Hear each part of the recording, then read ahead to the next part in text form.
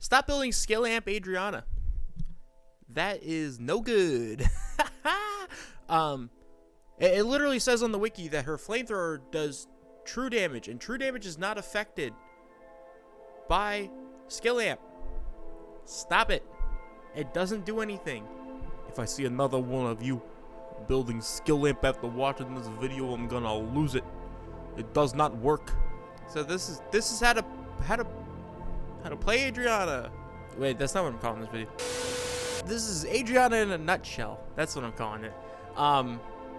So I just recorded a decent Adriana game where, spoiler alert, I win, and is around 350 LP to 400 LP. So it's not like I'm kind of shitting on people that are noobs, but this is a good example of how to actually play her, and I'm going to be explaining my thought process as we go through the video.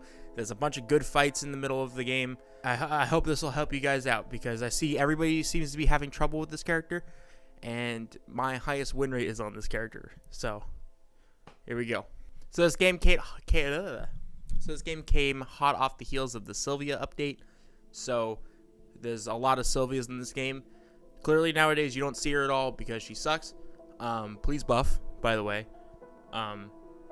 So you can see there's my route, there's my build. Soak it in, absorb it. I'm not gonna waste too much time on this. And you guys are gonna see the feather, and you guys are gonna say, "Oh, I thought you said you don't build skill amp on Adriana." I don't get that for the skill amp. I get that for the SP regen, my guy. And you'll be able to get all your stuff done by day 2. I think at night if you're unlucky. Now the first thing I'm gonna bring up, which actually has nothing to do with Adriana, you should be doing this already, is that when you pick up items, you shouldn't craft them immediately. You should move on to your next loot box and then craft it while you're looking at the loot. So as soon as you open it, before your brain even has time to register what's in the box, you should be crafting your next item. This is just a higher level gameplay thing, and it'll improve your loot times a little bit. It's an optimization thing. Quick TP to beach, and now you should definitely eat a piece of bread if you haven't already, or drink the waters that you haven't drunk at this point, just to free up inventory space, because with this build, by the time you get to beach, you're gonna have a lot of inventory space taken up. You're not gonna have a lot of real estate in there. Finally, the first bit of a little technical thing. If you know nobody's near you, feel free to use your dash to just get over a wall faster, to get to the next loot box faster. This works with like Jackie's jump, Adriana's fire dash, pretty much most dashes. I know even Heart's E, I forgot what it's called, but that lets you get over short walls. And you can see at this point, it's night day 1. I'm almost done with my full build. I'm TPing to factory to get the last like 3 pieces, and then I'm good to go. Let's talk about oil slick placement. So for hunts, the animal's gonna come towards you, so you want to place it on top of the animal, moving towards you. All right, it's simple enough, right? Against players, it's a little harder.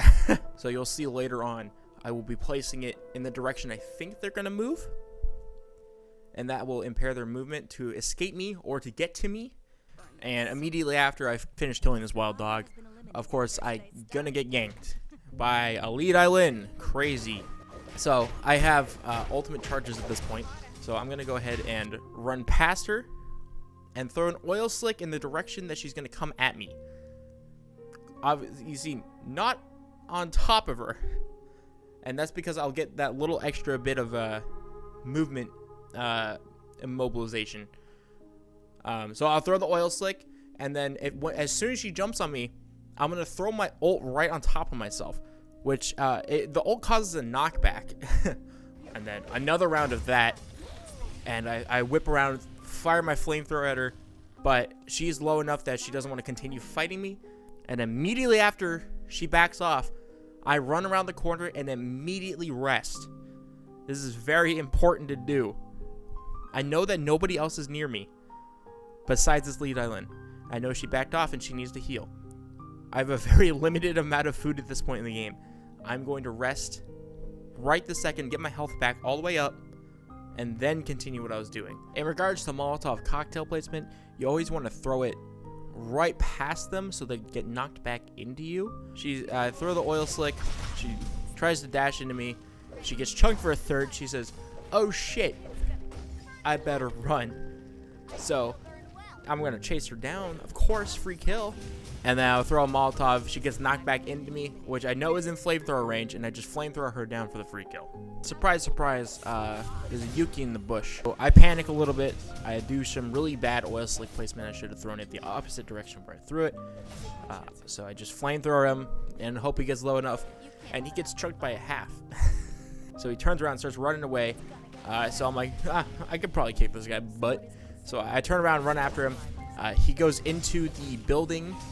So he comes out of the building, fucks up a couple abilities, and he dashes past me and completely whiffs his ult, and I just auto him for a free kill.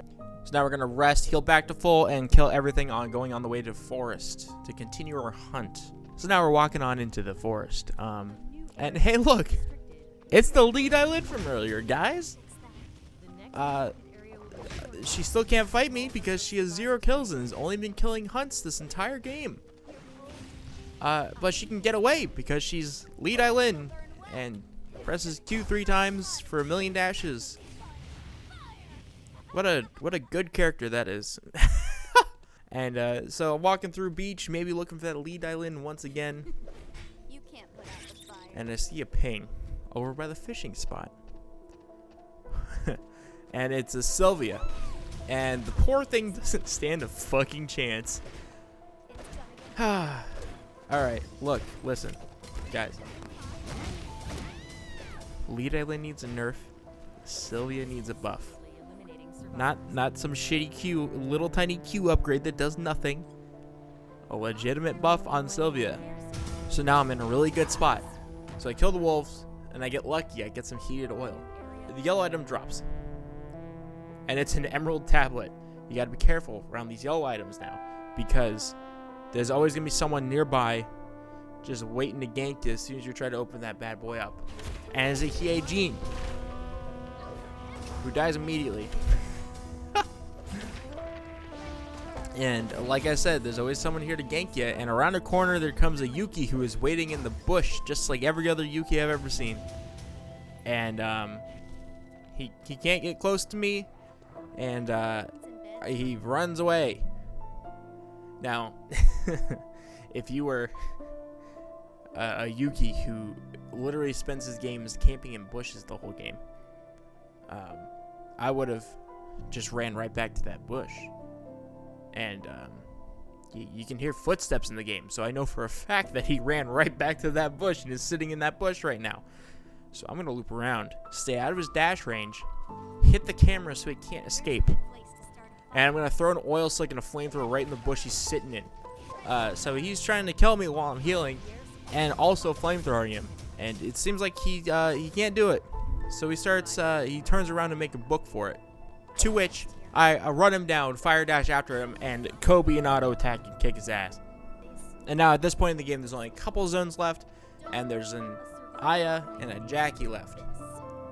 I would much rather fight the Jackie first, because I'm going to have all of my Molotov charges and oil slicks ready to kite her off me. So I run around until I see a ping. I run to the ping, and it was the Jackie. She tries to run me down because that's what Jackie does, and I was able to kite her off me very well, and a couple really good placed Molotovs and oil slicks, and she goes down fairly easily. And now all that's left is a poor little Aya, who I find running back into forest. She goes to hit the camera, and I run up to her, and she saw it was me, who has 6 kills. I'm over her level.